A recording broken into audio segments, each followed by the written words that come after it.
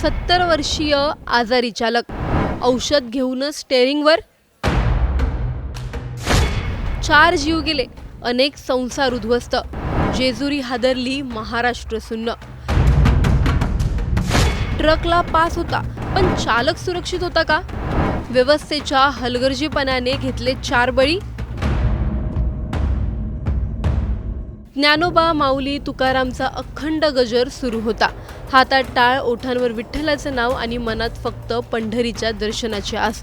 पण कोणालाही कल्पना नव्हती की पुढच्या काही क्षणात याच वारीत किंकाळ्या घुमतील, आनंदाचे अश्रू दुःखात बदलतील आणि 4 कुटुंबाच्या आयुष्यात कधीही न भरून येणारी पोकळी निर्माण होईल. विठ्ठलाच्या दर्शनासाठी निघाले पण घरी परतलेच नाहीत. श्रद्धेच्या प्रवासात मृत्यूने वाट अडवली आणि या 4 मृत्यूंची किंमत कोण मोजणार? स्टेअरिंगवर बसलेला चालक सुरक्षित होता का? 70 वर्षांच्या आजारी व्यक्तीकडे ट्रकची जबाबदारी का देण्यात आली? कशी देण्यात आली?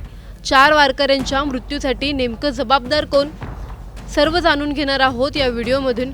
व्हिडिओ शेवटपर्यंत नक्की पहा आणि टाइम्स नाऊ मराठीच्या यूट्यूब, इंस्टाग्राम आणि फेसबुक पेजला फॉलो करायला विसरू नका.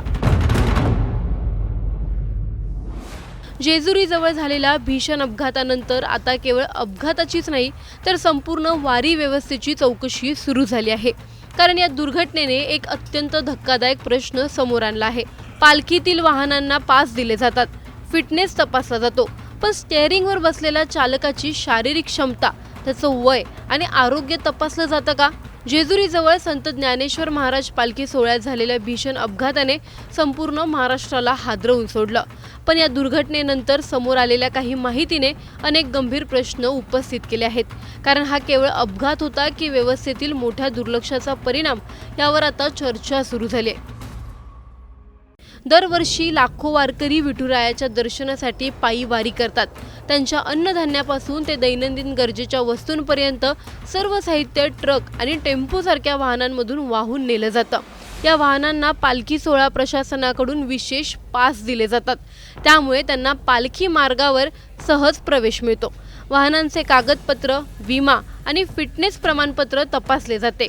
मात्र या वाहनांचं स्टेअरिंग हाताळणारा चालक खरोखरच सुरक्षितपणे वाहन चालवू शकतो का, हा प्रश्न आज सर्वांसमोर उभा ठाकला आहे. या अपघातातील ट्रक चालकाचं नाव बालाजी एकनाथ डक असून त्यांचं वय तब्बल 70 वर्षांहून अधिक असल्याची माहिती समोर आली आहे. नांदेड जिल्ह्यातील पिंपळगाव निमजी येथील रहिवासी असलेले चालक आजारी होते. सकाळी औषध घेतल्यानंतरही वारकऱ्यांच्या दुपारच्या भोजनासाठी लागणारं साहित्य वेळेत पोहोचावं या उद्देशाने त्यांनी ट्रक चालविल्याचं सांगितलं जात आहे. पण याच ठिकाणी सर्वात मोठा प्रश्न निर्माण होतो. अशा अवस्थेतील व्यक्तीकडे हजारो वारकऱ्यांच्या जीवाची जबाबदारी देण्याचा निर्णय कोणी घेतला? प्राथमिक माहितीनुसार ट्रक वाहनांसाठी राखीव मार्गावरून पुढे जात होता. त्याचवेळी अचानक दुसरं वाहन समोर आल्यानंतर चालकाने ट्रक वळवण्याचा प्रयत्न केला. मात्र नियंत्रण सुटताच ट्रक थेट सांगलीच्या दिंडीसोबत चालणाऱ्या वारकऱ्यांवर जाऊन धडकला. काही क्षणातच भक्तिमय वातावरण शोकमय झालं. या भीषण धडकेत 3 महिला वारकऱ्यांचा जागीच मृत्यू झाला तर 7 जण जखमी झाले. अनेकांच्या डोळ्यांसमोर त्यांचे सहकारी वारकरी रक्ताच्या थारोळ्यात पडले होते. अपघातानंतर घटनास्थळी हंबरडा, आक्रोश आणि गोंधळाचं वातावरण निर्माण झालं. काही जण जखमींना उचलत होते, काही जण मदतीसाठी धावत होते, तर काही जण आपल्या नातेवाईकांचा शोध घेत होते. विठ्ठलाच्या नामस्मरणाने दुमदुमणारा रस्ता काही क्षणातच रडण्याच्या आवाजाने भरून गेला. वारीत सहभागी होणाऱ्या वाहनांचे फिटनेस प्रमाणपत्र आणि चालकांचे परवाने तपासले जातात, हे प्रशासनाचं म्हणणं आहे. मात्र केवळ कागदावर परवाना असणं पुरेसं आहे का? चालकाची दृष्टी, प्रतिक्रिया देण्याची क्षमता, दीर्घकाळ वाहन चालविण्याची शारीरिक ताकद, त्याला असलेले आजार किंवा औषधांचा परिणाम, या सर्व बाबींची तपासणी होणं तितकंच गरजेचं नाहीये का, असा सवाल वारकरी, स्थानिक नागरिक आणि अनेक सामाजिक संघटना आता उपस्थित करत आहेत. वारी ही केवळ धार्मिक परंपरा नाहीये, ती लाखो भाविकांच्या श्रद्धेचा आणि विश्वासाचा प्रवास आहे. अशा प्रवासात प्रत्येक वाहनावर अनुभवी, तंदुरुस्त आणि वैद्यकीयदृष्ट्या सक्षम चालक असणं ही केवळ गरज नाही तर जबाबदारी आहे. केवळ वाहनांना पास देऊन प्रशासनाची जबाबदारी संपत नाही, कारण त्या वाहनांसोबत हजारो श्रद्धाळूंचे जीव जोडलेले असतात. या दुर्घटनेनंतर आता वारीतील वाहन व्यवस्थेचे नियम अधिक कठोर करण्याची मागणी जोर धरू लागली आहे. चालकांच्या वयाची मर्यादा, आरोग्य तपासणी, वैद्यकीय फिटनेस प्रमाणपत्र आणि नियमित निरीक्षण यांसारखे निकष अनिवार्य करण्याची गरज तज्ज्ञांकडून व्यक्त केली जात आहे. विठ्ठलाच्या दर्शनासाठी घरातून निघालेल्या त्या 4 वारकऱ्यांनी असा मृत्यू ओढवून घ्यावा, हीच का त्यांच्या श्रद्धेची किंमत? ज्यांच्या घरात आज माऊलीच्या जयघोषाऐवजी रडण्याचा आवाज घुमतोय, त्यांच्या अश्रूंना उत्तर कोण देणार? 70 वर्षांच्या आजारी चालकाकडे एवढ्या मोठ्या जबाबदारीची सूत्र सोपवलीच कशी? केवळ वाहनाचा फिटनेस पुरेसा आहे की चालकाचा फिटनेसही तितकाच महत्त्वाचा आहे? वारीत सहभागी होणाऱ्या लाखो भाविकांच्या सुरक्षेची अंतिम जबाबदारी नेमकी कोणाची? ही दुर्घटना टाळता आली असती का? 4 निष्पाप जीव वाचू शकले असते का? आणखी किती अशा दुर्घटनांनंतर नियम बदलणार? आणखी किती कुटुंब उद्ध्वस्त झाल्यानंतर व्यवस्था जागी होणार? सर्वात वेदनादायक प्रश्न म्हणजे ज्यांनी विठ्ठल विठ्ठल म्हणत पंढरीची वाट धरली, त्यांचा प्रवास मध्येच का संपला? त्यांच्या अपूर्ण राहिलेल्या वारीचं ओझं आता कोण उचलणार? तुम्हाला या प्रकरणी नेमकं काय वाटतं?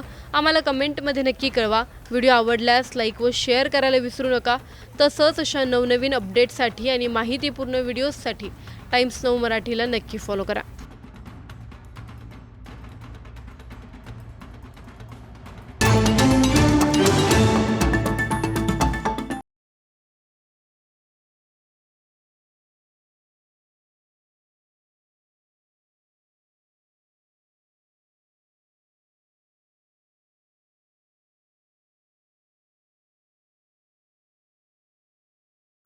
सत्तर वर्षीय आजारी चालक औषध घेऊनच स्टेअरिंगवर.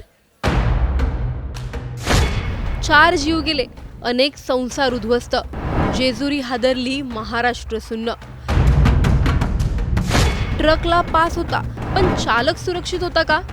व्यवस्थेच्या हलगर्जीपणाने घेतले 4 बळी. ज्ञानोबा माऊली तुकारामचा अखंड गजर सुरू होता.